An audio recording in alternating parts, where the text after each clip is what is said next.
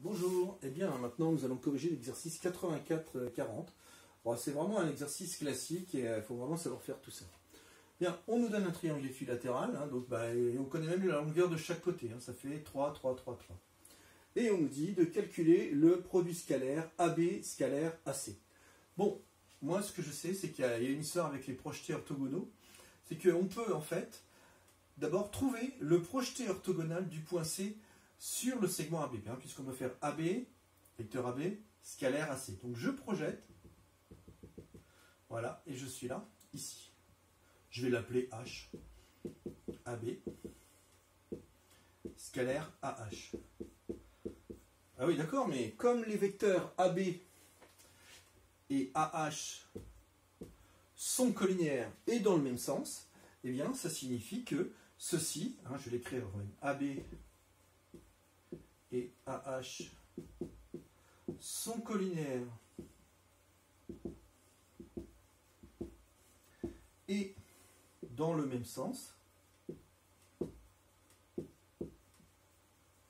Donc, eh bien, AB scalaire AC,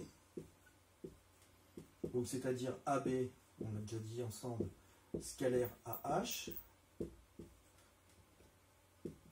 eh bien, ça fait AB fois AH en longueur cette fois. Bon, après, il ne reste plus qu'à traduire tout ça. La longueur AB,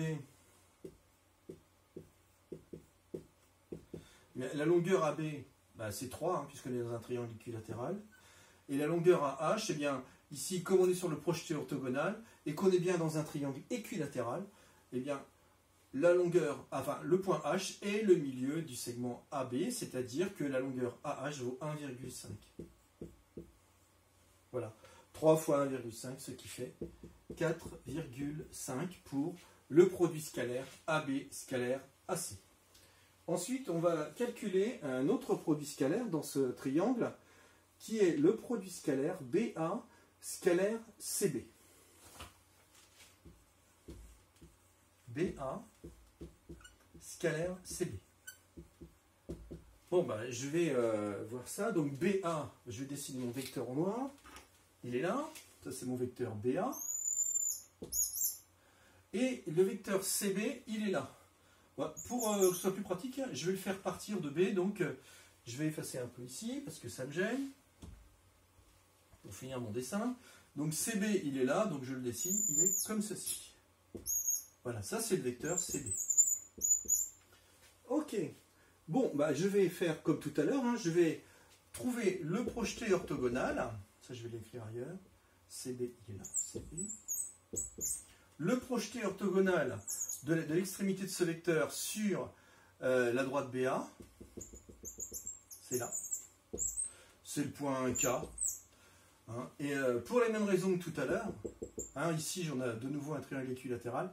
Ici, la longueur, c'est 1,5. On verra qu'on l'utilisera tout à l'heure. Bien, bon, maintenant je poursuis mon calcul. Donc BA scalaire CB. BA scalaire CB, eh bien, comme ici on utilise le projeté orthogonal de ce point sur la droite BA, ici c'est le point K, donc en fait c'est le produit scalaire BA scalaire BK. BA scalaire BK. Voilà, d'accord? Donc comme BA et BK sont collinaires et de sens contraire, attention, cette fois ils sont en sens contraire, il y en a un qui part vers la gauche, l'autre vers la droite, eh bien qu'est-ce que l'on peut dire? On peut dire donc que notre produit scalaire BA scalaire CB, qui, on vient de le voir, est égal à BA scalaire BK, eh bien, c'est la longueur BA multipliée par la longueur BK, mais cette fois avec un signe moins devant, à cause du fait que ces deux vecteurs sont dans un sens contraire. Bon, il ne me reste plus maintenant qu'à reporter les longueurs que l'on connaît, vu qu'on est dans un triangle équilatéral. Bon, moins donc.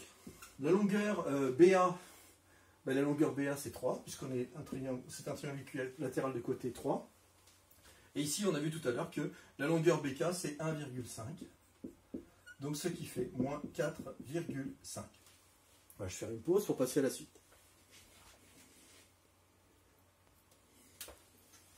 Bien, pour la suite, on est cette fois non plus en présence d'un triangle équilatéral, mais d'un rectangle, DEFG. Donc c'est un rectangle, il y a les angles droits partout. Là, c'est la diagonale et le point H est le milieu du segment, de la diagonale DF. Bien, alors on y va. On nous demande d'abord de calculer le produit scalaire DF par DE. Alors, DF par DE, si je veux utiliser le projeté orthogonal, je vais arriver là, je ne vais pas connaître la longueur. Là. Par contre, je peux dire que DF, scalaire DE, c'est aussi DE, scalaire DF. Et là, ça me plaît plus parce que DE, scalaire DF, de DF, je vais pouvoir trouver un projeté orthogonal pratique parce qu'il me semble que le projeté orthogonal du point F sur la droite DE, il va tomber pile poil au point E. Bon, ben ça, on a dit que c'était bien effectivement DE scalaire DE, puisque le point F est le projeté orthogonal le point E est le projeté orthogonal du point F sur la droite DE. Je vais l'écrire car F est le projeté orthogonal de, donc car E de F sur la droite DE. Voilà. Bon, bah maintenant, ça c'est facile. Donc ça fait toujours pareil, un DF scalaire DE. Et bien, donc ça nous fait DE multiplié par DE. Pourquoi? Parce que le vecteur DE et le vecteur DE sont collinéaires et qu'en plus, ils sont dans le même sens. Donc ici, j'ai un signe plus. D'accord. Bon, DE, ça vaut 5 fois 5, ce qui fait 25 pour le produit scalaire DF scalaire DE. Bien, deuxième question, DG scalaire DE. DG scalaire DE. Alors, DG, il est là. DG scalaire DE. Ah bah oui, mais là, moi je sais tout de suite que ici, comme ces deux vecteurs sont orthogonaux, eh bien leur produit scalaire est égal à 0. Ça c'est assez rapide, car la droite DE est perpendiculaire à la droite DG. Donc ces deux vecteurs sont orthogonaux. Petit c, nous avons cette fois DF scalaire HD. DF scalaire HD. Alors, voyons voir. DF, c'est ça. Scalaire HD, c'est ça.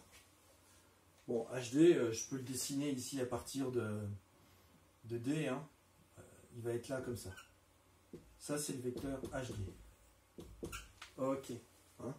Avec cette longueur-là qui est égale à celle-ci. Bien, bien, bien. Eh ben, ces deux vecteurs, il n'y a pas besoin de faire des projetés orthogonaux, ils sont déjà collinéaires. Par contre, ils sont dans des sens opposés. Alors, en fait, ce qui va se passer, c'est que DF scalaire HD, ça va être en longueur moins la longueur DF multipliée par la longueur HD. Reste à savoir ce que vaut la longueur DF et ce que vaut la longueur HD. Je vais calculer la longueur DF. Et après, je dirais que la longueur HD, c'est la moitié, vu que le point H est le milieu de cette diagonale, justement. Bon, DF, je crois que c'est assez simple. Voilà, vous avez compris. On est bien dans un triangle rectangle en E. Donc, on a la formule de Pythagore que l'on va pouvoir utiliser. Je vais quand même le dire proprement. Donc, DEF est rectangle en E. Donc, d'après le théorème de Pythagore, eh bien, on a DF au carré, qui est égal à DE au carré plus EF au carré. Ce qui fait 5 au carré, plus 2,5 au carré. Ça, c'est df au carré. C'est-à-dire 25 plus, j'y vais, 25 plus 2,5 au carré, ça fait 31,25. Maintenant, je vais prendre la racine carrée. Ça fait 5 racines de 5 sur 2. Okay. df égale 5 racines de 5 sur 2. Bon, maintenant je reviens donc à mon produit scalaire, là, df scalaire hd, df scalaire hd. Donc ça fait moins df, hein, je le réécris, hein, fois hd, c'est-à-dire moins 5 racines de 5 sur 2, multiplié par hd qui est la moitié de df, donc multiplié par 5 racines de 5 sur 4. On commence à ne plus rien voir. Bon, c'est fini presque. Hein. En haut, bon déjà j'ai un 6 moins. En haut, ça fait donc 5 fois 5, 25. Racine de 5 fois racine de 5, ça fait 5. Et 2 fois 4, ça fait 8. Ça fait moins 125 huitièmes. Voilà, c'est tout pour cet exercice. Je vous remercie.